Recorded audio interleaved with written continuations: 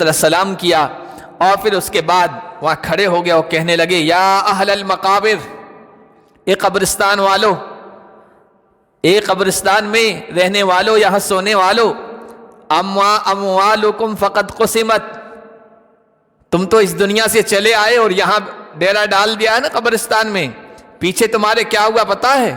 میں بتاتا ہوں تمہیں، تمہارا مال، تمہاری دولت تقسیم کر دی گئی ہے، اولاد میں، رشتہ داروں میں تقسیم ہو گئی، اپنے اپنے حصے انہوں نے لے لیے۔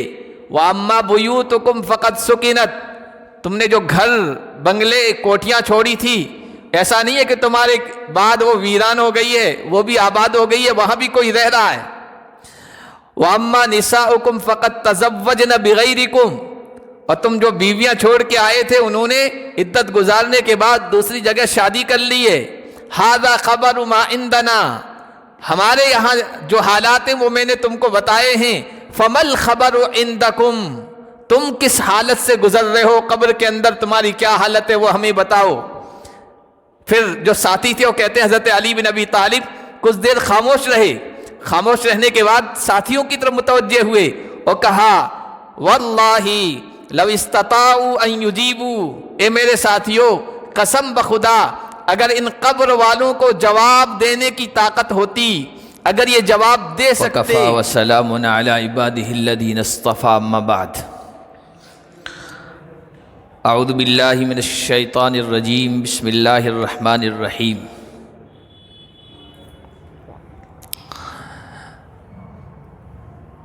وَمَا أُوتِيتُم مِّن شَيْءٍ فَمَتَاعُ الْحَيَاةِ الدُّنْيَا وَزِينَتُهَا وَمَا عِندَ اللَّهِ خَيْرٌ وَأَبْقَىٰ۔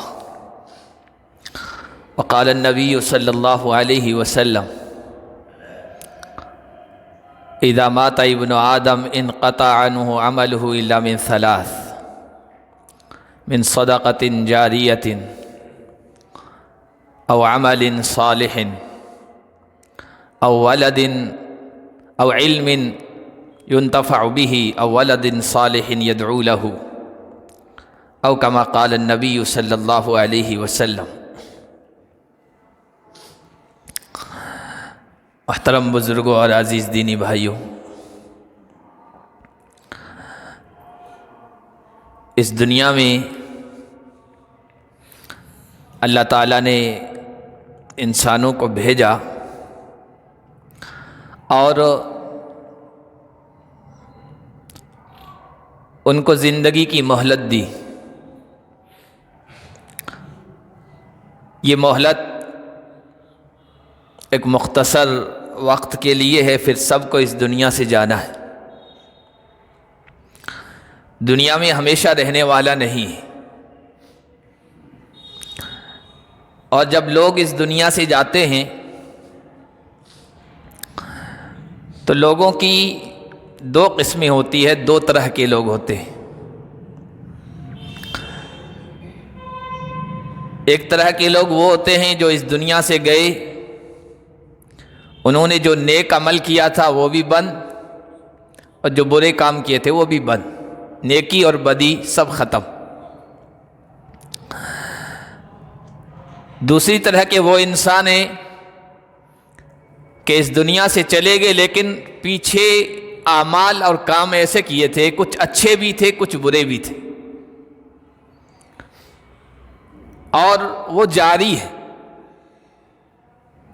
اچھے کام کو بھی لوگ اپنا رہے ہیں ان کے کیے ہوئے کو، اور انہوں نے برے کام ایسے کیے تھے جو بعد میں چل رہے ہیں، لوگ اس پر چل رہے ہیں۔ یہ جو دوسری قسم کے لوگ ہیں نا، جن کی نیکی اور بدی جاری ہیں، پھر آگے آپ ان میں دیکھیں تو تین طرح کے لوگ ہو جاتے ہیں۔ پہلی قسم ایسے لوگوں کی ہے نیکیاں بھی جاری ہے بدی بھی جاری ہے، ان کے کچھ کام ایسے کیے ہوئے جو نیکی کے ہیں، لوگ ان کو اپنائے ہوئے ہیں، کچھ ایسے کام ہیں جو برائی کے ہیں، لوگ ان کو بھی اپنائے ہوئے ہیں۔ وہ تو اس دنیا سے چلا گیا لیکن وہ چل رہا ہے کھاتا۔ ان کا معاملہ اس پر ہوگا کہ اللہ کے دربار میں جب پہنچیں گے تو دیکھا جائے گا کون سی چیز کا پلڑا بھاری ہے۔ نیکیوں کا پلڑا بھاری ہے تو کامیاب ہو جائے گا، برائیوں کا پلڑا بھاری رہ گیا تو ناکام اور خسارے میں رہے گا۔ دوسری طرح کے لوگ وہ ہیں، انہوں نے کچھ گناہ کیے تھے، برائیاں کی تھی، ختم ہو گئی، سانس نکلی اور برائیاں ختم، لیکن ان کی نیکیاں، اچھے کام کیے ہوئے ہیں وہ چل رہے ہیں۔ تو ظاہر سی بات ہے نیکیوں کا کام ان کا چل رہا ہے پیچھے، تو نیکیوں کا پلہ بھاری رہے گا۔ اور تیسری قسم کے لوگ وہ ہیں کہ برائیاں جن کی جاری ہیں، نیک اعمال جو کچھ کیے تھے اس دنیا میں کیے، بعد میں کچھ ایسے کام کر کے گئے جو برے تھے اور لوگ اس کو اپنائے ہوئے، تو ظاہر سی بات ہے کہ اس کا برائیوں کا پلہ بھاری رہے گا۔ اور قرآن کہتا ہے کہ جس کا برائیوں کا پلہ بھاری ہو گیا فَأُمُّهُ حَاوِيَةٌ، دہکتی ہوئی آگ اس کا ٹھکانہ ہے۔ اللہ تعالیٰ اس قسم کے لوگوں سے ہماری حفاظت فرمائے۔ ایسی بہت ساری شکلیں ہیں برائیوں کی، اور آج کل سوشل میڈیا کے زمانے میں اتنی عام ہو گئی ہے، کسی بری چیز کو آپ نے اپنے اسٹیٹس پہ لگایا، وہ آگے سے آگے چل رہی ہے۔ آپ تو اس دنیا سے چلے گئے، لیکن وہ کوئی چیز ہے وہ چل رہی ہے مسلسل، اور آپ کو احساس ہی نہیں ہے کہ میں نے ایک برائی کی بنیاد رکھ دی جو چل رہی۔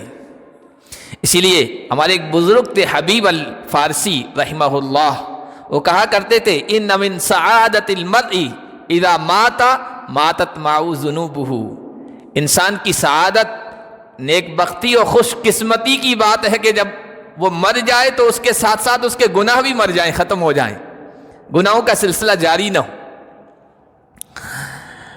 تو کوشش یہ ہونی چاہیے کہ ہمارے گناہوں کا، برے کاموں کا سلسلہ جاری نہ ہو۔ ہم اس دنیا سے جائیں تو کوئی ایسا کام نہ کر کے جائیں کہ جس کی برائی بعد میں بھی اپنائی جائے، اور اس بات کی کوشش ہو کہ ایسا کام کریں جو اچھا ہو، جو خیر ہو، جو نیکی میں سے ہو اور جو بھلائی میں سے ہو، اور پھر وہ نیکی کا سلسلہ ہمارے مرنے کے بعد بھی جاری رہے۔ قیامت کے دن اللہ کے دربار میں پہنچیں تو پتہ چلے کہ ہم نے تو کوئی ایک کام شروع کیا تھا، لیکن اتنا بڑا اجر و ثواب کہاں سے آ گیا؟ تو کہا جائے گا کہ بعد میں لوگ اس کو اپناتے رہے۔ یہ صدقہ جاریہ کی ایک شکل ہو جاتی ہے، اور انسان کو اس کی کوشش کرنی چاہیے، ایسا کام جس کا نفع بعد میں بھی لوگوں کو پہنچتا رہے، اس دنیا میں کر کے جائے۔ ایک بہت مشہور واقعہ ہے، سچا واقعہ، ایک بہت بڑا مالدار غنی انسان تھا، اللہ نے بہت کچھ نوازا تھا دنیا کے اعتبار سے بھی، اور نیک بھی تھا، اللہ کا فرما بردار، عبادت گزار، نیک و صالح۔ وہ تاجر تھا، بیوپار و تجارت کیا کرتا تھا، اپنی دکان میں بیٹھا تھا،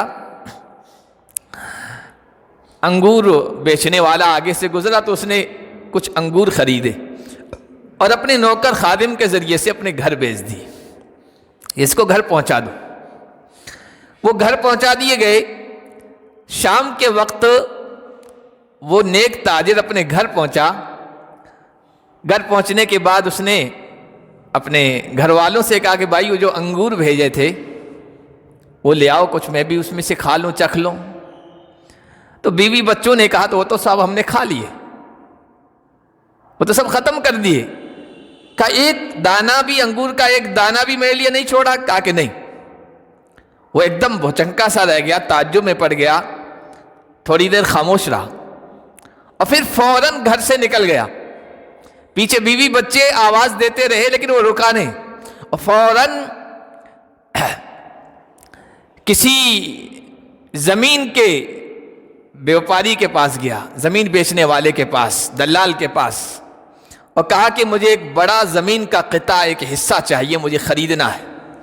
اس نے ایک بہترین زمین کا ٹکڑا بتا دیا، اس نے وہ خرید لیا فوراً، اللہ نے نوازا تھا دنیا کے اعتبار سے۔ پھر اس کے بعد فوراً کسی ٹھیکیدار سے رابطہ کیا اور کہا اس پر اللہ کا گھر، مسجد تعمیر کرنا ہے، کتنا خرچہ آئے گا بتا دو اور ابھی سے شروع کر دو۔ اور ٹھیکیدار نے وہ ذمہ داری لے لی۔ اس کے بعد وہ گھر آیا، گھر واپس آیا۔ گھر واپس آنے کے بعد بیوی بچوں نے پوچھا، ہم پکارتے رہے، بلاتے رہے، آپ رکے نہیں، کہاں گئے تھے؟ کہا کہ انگور کے ایک دانے نے مجھے میری آخرت یاد دلا دی۔ انہوں نے پوچھا وہ کیسے؟ کہا کہ دنیا میں میرے نزدیک میرے قریبی میرے محبوب اور پسندیدہ تم لوگ ہو، بیوی بچے گھر والے، میں نے دنیا کی چیز تمہارے لیے اپنے لیے خرید کر یہاں بھیجی، اور میرے دل میں یہ تھا کہ میں جب گھر پہنچوں گا تو اس میں سے میرے لیے کچھ رکھا ہوا ہوگا، میں بھی استعمال کر لوں گا، لیکن تم مجھے اس دنیا میں بھول گئے، میری زندگی میں میرے مرنے کے بعد تم کیسے یاد رکھو گے؟ اس لیے میں فوراً گیا اور ایسا کام کر کے آیا ہوں کہ میں اس دنیا سے چلا جاؤں گا پھر بھی اس کا اجر اور ثواب مجھے ملتا رہے گا۔ میں نے ایک مسجد تعمیر کرنے کی ذمہ داری کسی کو دے دی۔ تو یہ ایک ایسا مسلم تھا جس کا دل زندہ تھا، جس کے دل میں دنیا گھر نہیں کی ہوئی تھی، آخرت فوراً یاد آ گئی کہ میرے متعلق میرے بیوی بچے میرے زندہ رہتے ہوئے مجھے دنیا میں فراموش کر سکتے ہیں اور مجھے بھول سکتے ہیں، تو میرے مرنے کے بعد تو بالکل بھول جائیں گے۔ تو اس نے اپنی آخرت کی تیاری کی اور آخرت کے لیے کیا، اور حقیقت یہی ہے، آپ جو کچھ اللہ کے دیے ہوئے مال میں سے، اللہ کی دی ہوئی دولت میں سے، اللہ کی دی ہوئی دنیا میں سے اپنی آخرت بنانے کے لیے کر کے چلے گئے نا، وہ آپ کے کام آئے گی، ورنہ دنیا میں دیکھا یہ جاتا ہے بہت کم پیچھے وارث آپ کے جو بھی بیٹے ہوں، بھائی ہوں، متعلق ہوں، بہت کم یاد رکھتے ہیں۔ جو مال آپ چھوڑ کے جا رہے ہیں، ہو سکتا ہے آپ کے مرنے کے فوراً بعد آپ کی اولاد، آپ کے وارث اس پر جھگڑ پڑیں، تیسرے دن لوگ اس پہ جھگڑ پڑتے ہیں۔ اور جس بیوی کے لیے آپ قربانی دے رہے ہیں، دنیا سب کچھ دے رہے ہیں، جس بیوی کی خاطر آپ اپنے رشتہ داروں کو ناراض کر رہے ہیں، قطع رحمی کر رہے ہیں، ہو سکتا ہے وہ آپ کی موت کے بعد آپ کو فراموش کر جائے اور کسی اور سے شادی کر لے، کوئی اور گھر بسا دے۔ عزیز سے عزیز، قریب سے قریب، نزدیک سے نزدیک آدمی بھی آپ کو بھول سکتا ہے۔ دنیا میں دیکھیے، کوئی عزیز جاتا ہے ہمارا، والد بھی ہو سکتے ہیں، والدہ بھی ہو سکتی ہے، بھائی بھی ہو سکتا ہے، بیوی بھی ہو سکتی ہے، بیٹے بھی ہو سکتے ہیں، اولاد بھی ہو سکتی ہے، چند دن پیچھے رہنے والے یاد رکھتے ہیں، چند دن نہیں تو پھر چند مہینے کہہ لیجئے، چند مہینے یاد رکھتے ہیں۔ ایصال ثواب کر دیا، قبرستان پہنچ گئے، کچھ پڑھ کے ان کے لیے ثواب پہنچا دیا، کچھ نیکی کا کام کر دیا، پھر ایک وقت ایسا آتا ہے کوئی کسی کو یاد ہی نہیں کرتا ہے۔ سالہ سال میں کبھی ایک مرتبہ اگر کچھ کر لیا ایسا کام تو ٹھیک ہے، ورنہ سب فراموش کر جاتے ہیں۔ حضرت علی بن ابی طالب رضی اللہ تعالیٰ عنہ نے کتنی حقیقت سمجھائی ہے۔ وہ ایک مرتبہ اپنے ساتھیوں کے ساتھ قبرستان گئے، قبرستان والوں کو سلام کیا، جو حدیث میں آیا ہے السلام علیکم یا اہل القبور، اس طرح سلام کیا، اور پھر اس کے بعد وہاں کھڑے ہو گیا اور کہنے لگے یا اہل المقابر، اے قبرستان والو، اے قبرستان میں رہنے والو، یہاں سونے والو، اموالکم فقد قسمت، تم تو اس دنیا سے چلے آئے اور یہاں ڈیرا ڈال دیا ہے نا قبرستان میں، پیچھے تمہارے کیا ہوا پتہ ہے؟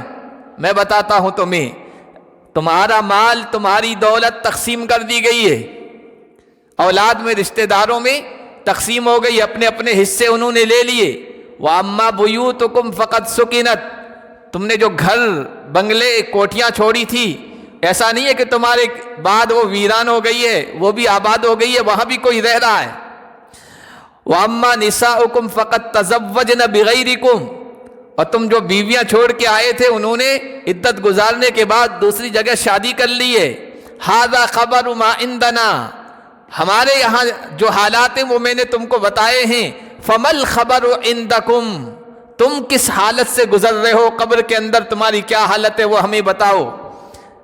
پھر جو ساتھی تھے وہ کہتے ہیں حضرت علی بن ابی طالب کچھ دیر خاموش رہے، خاموش رہنے کے بعد ساتھیوں کی طرف متوجہ ہوئے اور کہا وَاللَّهِ لو استطاعوا ان یجیبوا، اے میرے ساتھیوں قسم بخدا اگر ان قبر والوں کو جواب دینے کی طاقت ہوتی، اگر یہ جواب دے سکتے تو یہ ضرور کہتے ان خیر الزاد التقوی، ہم نے دنیا میں جو کچھ جمع کیا تھا، جو توشہ، وہ سامان کوئی کام نہیں آیا، سب سے بہترین توشہ، بہترین سامان سفر تقوی ہے، نیک اعمال ہیں، وہی ہمارے یہاں کام آ رہے ہیں، باقی تو کوئی چیز کام نہیں آئی۔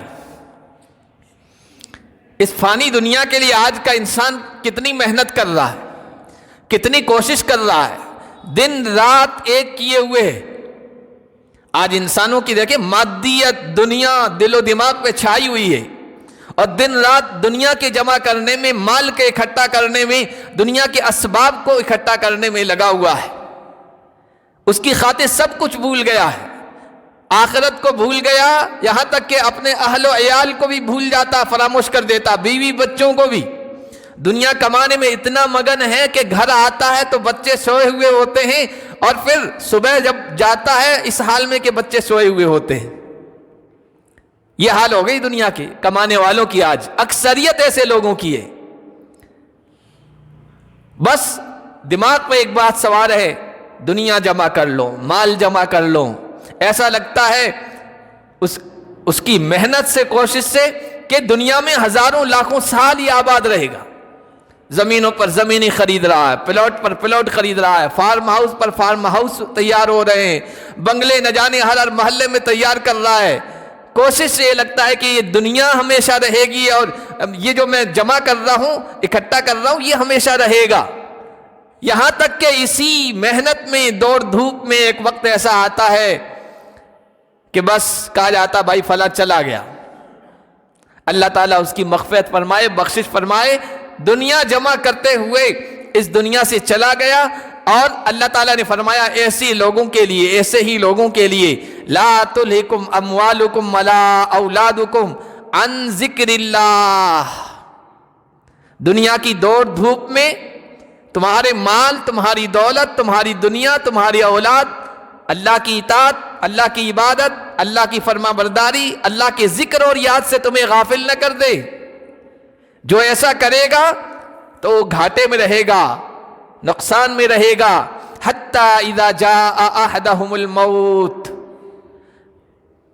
کہیں ایسا نہ ہو کہ دنیا میں لگا رہا یہاں تک کہ موت کا وقت آ پہنچا، اور وہ اس وقت کہے رب ارجعون، پروردگار اب ایک چانس دے دیجئے، موقع دے دیجئے، لعلی اعمل صالحا، تاکہ میں نیک اعمال کر لوں۔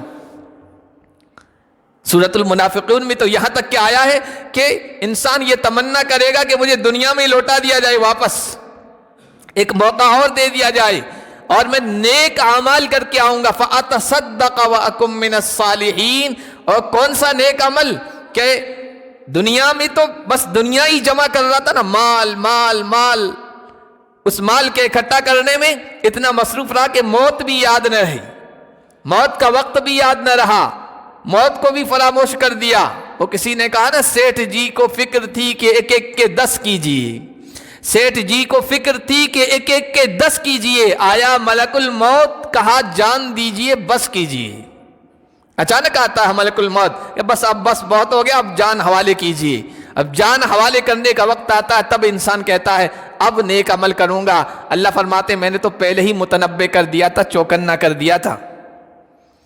اسی لیے نبی علیہ الصلوۃ والسلام نے بھی تاکید کی ہے اپنے امتیوں کو، دنیا میں اتنا مگن مت ہو جانا کہ دنیا کی فانی چیزوں کے لیے اپنی محنت اور اپنی کوشش ضائع کر دو۔ ایسے کام کر کے رب کے دربار میں حاضر ہونا جو کام تمہارے مرنے کے بعد، تمہاری یہ دنیا کی آنکھیں بند ہونے کے بعد، قبر میں، حشر میں، آخرت میں کام آئیں۔ نبی علیہ الصلوۃ والسلام نے ارشاد فرمایا یہ جو تم دنیا جمع کر رہے ہو یہ کام نہیں آئے گی، جو جمع کر کے اکٹھا کر کے رکھ رہے ہو یہ کام نہیں آئے گا۔ اللہ تعالی، اللہ کے نبی نے فرمایا کہ یقول ابن آدم، آدم کا بیٹا کہتا ہے مالی مالی مالی، میرا مال میرا مال، میری کوٹھی، میرا بنگلہ، میرا فلاں میرا فلاں۔ اللہ فرماتے ہیں حل لک من مالک الا ما اکلتا، اے میرے بندے تمہارے لیے مال ہے ہی کہا، جو کچھ تم نے کھا لیا ختم کر دیا، اس کا فائدہ اٹھا لیا۔ لبست فابلیتا، جو پہن لیا وہ بوسیدہ کر دیا، پرانا کر دیا۔ یا پھر ما تصدقت فقدمتا، جو اللہ کی راہ میں دے دیا، صدقہ خیرات کر دیا، وہ آگے بھیج دیا۔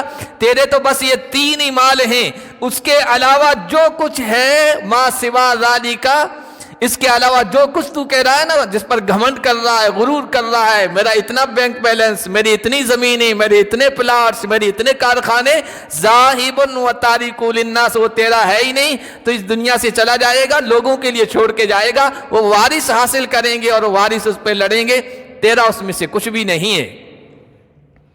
اس لیے اللہ کے نبی نے فرمایا ایسا کام کرو دنیا میں، اللہ نے اگر تمہیں کچھ دیا ہے کہ تمہارے مرنے کے بعد اس کا ثواب تمہیں ملتا رہے، اس کا ثواب جاری رہے، پھر تمہیں اس کی فکر نہیں ہوگی میرے بعد میری اولاد، میرے وارث میرے لیے کچھ کریں گے کہ یا نہیں کریں گے، تم دنیا کی زندگی میں اپنے لیے کام کر کے چلے گئے۔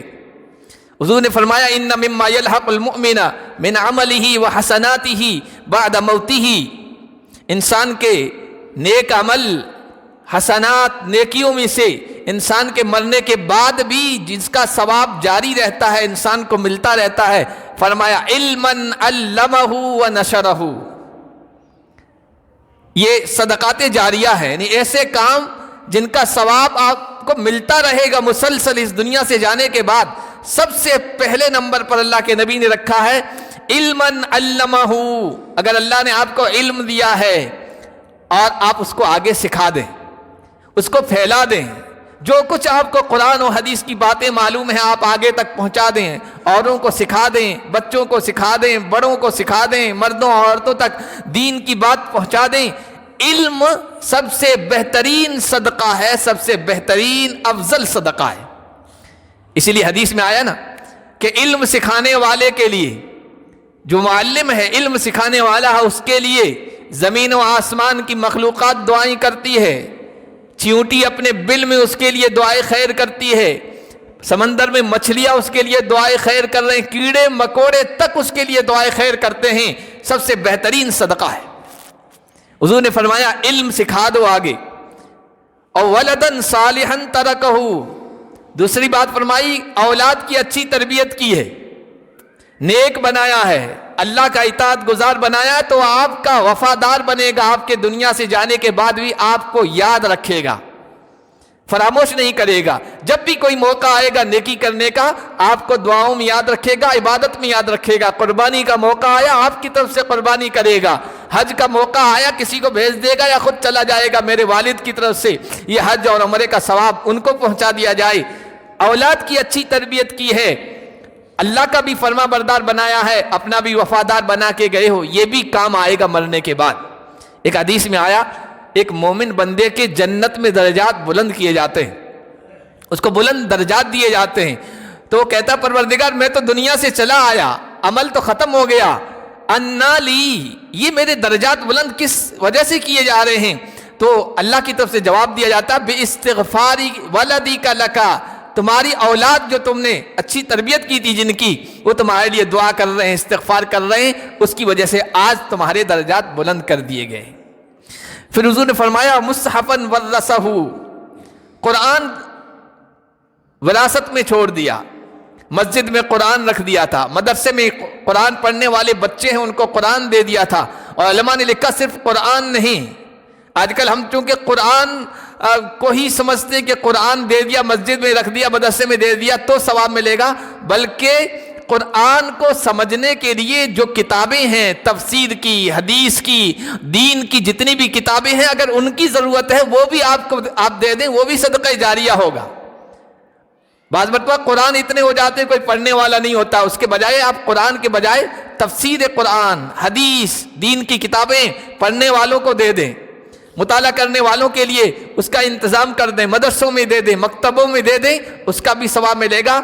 قرآن یا قرآن کو سمجھنے میں مدد کرنے والی اور معاون جو کتابیں ہیں، آپ نے اس کا صدقہ کر دیا، اس دنیا سے آپ چلے جائیں گے، آپ کو ثواب ملتا رہے گا۔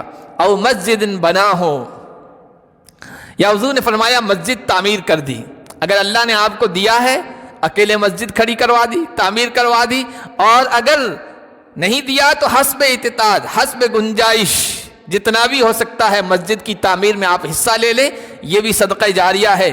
جب تک مسجد بنی رہے گی اس میں نماز پڑھتے رہیں گے، اور ظاہر سی بات ہے وہ قیامت تک رہے گی زمین، آپ کو ثواب ملتا رہے گا۔ اور میں نے شروع میں واقعہ سنایا تھا کہ جس بندے نے وہ انگور کے ایک دانے کے سلسلے میں آخرت یاد کی اور مسجد بنائی، 400 سال اس پر گزر گئے، اب تک وہاں نماز ادا ہو رہی ہے، اور کتنے لوگوں نے نماز ادا کی ہوگی آپ سوچئے، اور سب کا ثواب اس بندے کو مل رہا ہے۔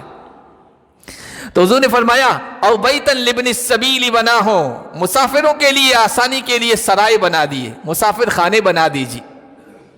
آج اس طرف ہماری توجہ نہیں رہتی، کتنے لوگ بیچارے باہر کے ہوتے ہیں، مریض ہوتے ہیں، مسافر ہوتے ہیں، پریشان ہوتے ہیں، اب اور ان کی عبادت کے لیے قریب میں کوئی جگہ نہیں ہوتی ہے، رہائش کے لیے، نہانے دھونے کے لیے، اور ان کے لیے کوئی انتظام نہیں ہے۔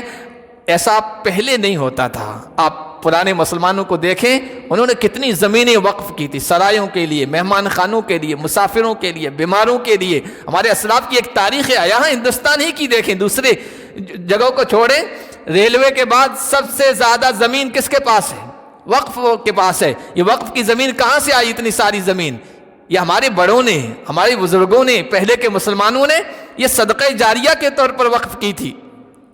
تو مسافروں کے لیے سرائے کا انتظام کرانا، او نہرن اجرا ہو، یا حضور نے فرمایا نہر جاری کروا دی، جس کے پاس اللہ نے مال دیا ہے، کسی ایسے علاقے میں نہر کا پانی پہنچوا دیا جہاں پانی کی سخت ضرورت تھی، یا بعض احادیث میں کنویں کا بھی ہے۔ نہر میں تو بہت زیادہ خرچہ آتا ہے، بہت زیادہ مالدار ہو یا حکومت کا ذمہ دار ہو، راجہ مہاراجہ ہو، وہ کروا سکتا ہے۔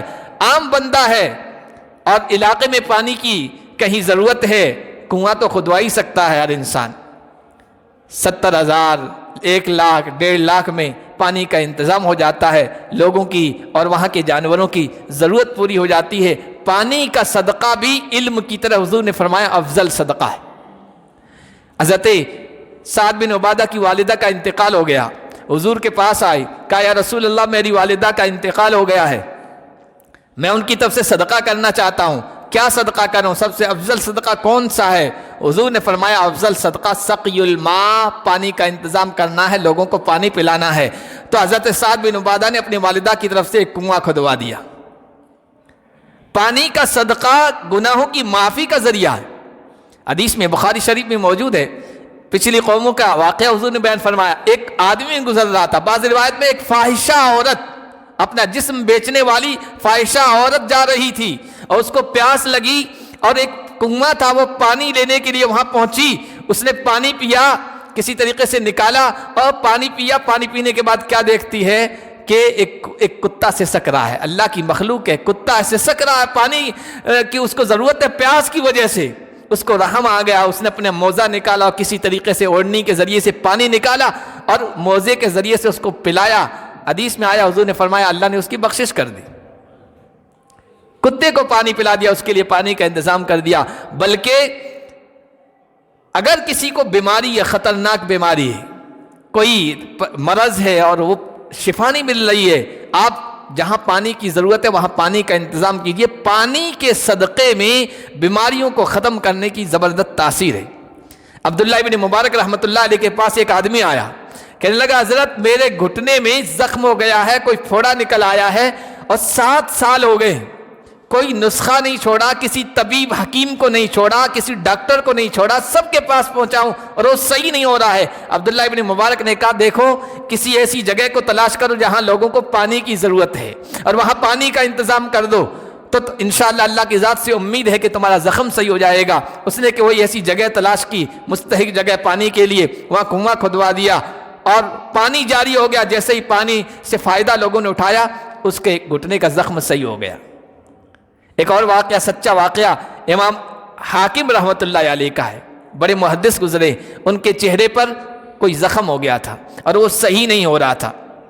انہوں نے اپنے استاذ امام صابونی رحمۃ اللہ علیہ سے کہا، جو جامع مسجد کے امام تھے، کہا کہ حضرت جمعہ کے دن آپ دعا کیجئے، ہزاروں لوگ میرے لیے دعا کریں شفا کے لیے، چہرے پر زخم ہو گیا اور وہ صحیح نہیں ہو رہا ہے، بہت علاج کیا۔ تو انہوں نے کہا ٹھیک ہے۔ امام صاحب نے، ان کے استاذ نے، امام صابونی نے جمعہ میں دعا کی، ہزاروں لوگوں نے آمین کہا۔ جمعہ میں عورتیں بھی آتی تھی، بہت سارا، آج بھی بہت ساری مسجدوں میں آتی ہے۔ ایک عورت کو دل پہ وہ بات لگی کہ اتنے بڑے عالم ہیں، ان کا زخم صحیح نہیں ہو رہا ہے۔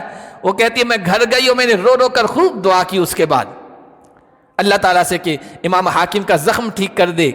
پھر اس کے بعد میں سوئی ایک دن، تو خواب میں کیا، اصل میں وہ دوسرے جمعے کو آئی، اس نے ایک پرچی بھیجی امام صاحب کو، امام جمعہ کو.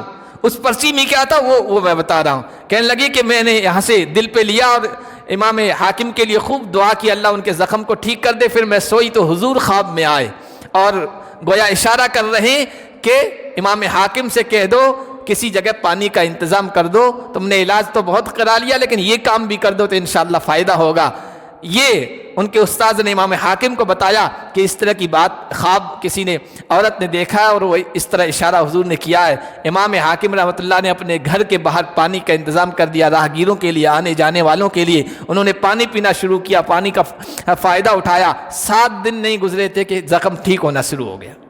تو پانی کا جو صدقہ ہے یہ بھی بہترین ہے. آپ جس طریقے سے بھی انتظام کر سکتے، کہیں کنواں کھدوانے کی ضرورت ہے، کہیں کسی اور طریقے سے پانی کا انتظام کر سکتے ہیں وہ کیجئے. حضور نے فرمایا او صدقۃ اخرجها من مالی فی صحتی و حیاتہ، حضور نے فرمایا ایسا صدقہ جو مومن اپنی زندگی میں اپنی صحت میں تندرستی کے زمانے میں نکالے کر دے.